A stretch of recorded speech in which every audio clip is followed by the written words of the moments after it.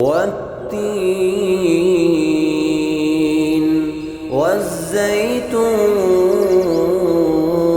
والزيتون وطور سينين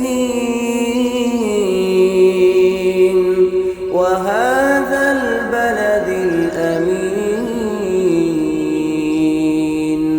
لقد خلقنا الإنسان في أحسن تقويم ثم رددناه أسفل سافلين إلا الذين آمنوا وعملوا الصالحات فلهم أجر غير ممنون فما يكذبك بعد بالدين أليس الله